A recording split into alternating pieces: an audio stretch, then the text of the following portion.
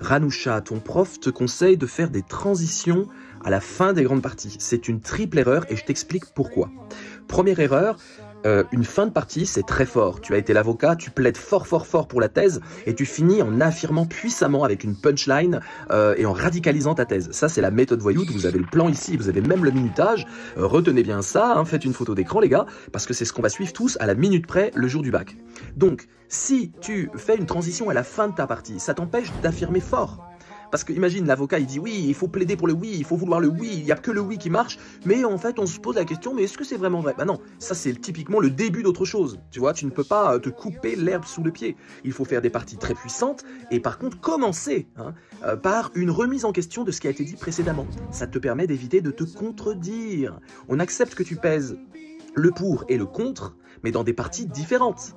Donc tu as plaidé pour le pour, tu vas pas commencer à remettre en question le pour dans la même partie. Tu plaides pour le pour, je dis n'importe quoi, tu plaides pour le oui, tu plaides pour une chose, et tu vas commencer à douter de ce dont tu as plaidé dans la partie suivante. C'est vraiment de la logique pure. Hein. Ensuite, les transitions, elles sont là pour montrer que tu es capable de te remettre en question alors que tu affirmais fort précédemment dans la partie précédente. Et donc tu vas pouvoir te remettre en question. La remise en question pleine de suspense, avec des points d'interrogation, c'est pas à la fin d'une partie. Ça, tu vas pas mettre des points d'interrogation à la fin d'une partie, puis après, alors, nous avons posé des questions, là, ben on va y répondre. Non, ça marche pas. Hein, j'espère que tu comprends les transitions, méthode voyoute, au début des nouvelles parties, donc début du grand 2, début du grand 3, et c'est sous forme de questions, c'est sous forme de remise en question, phrase typique.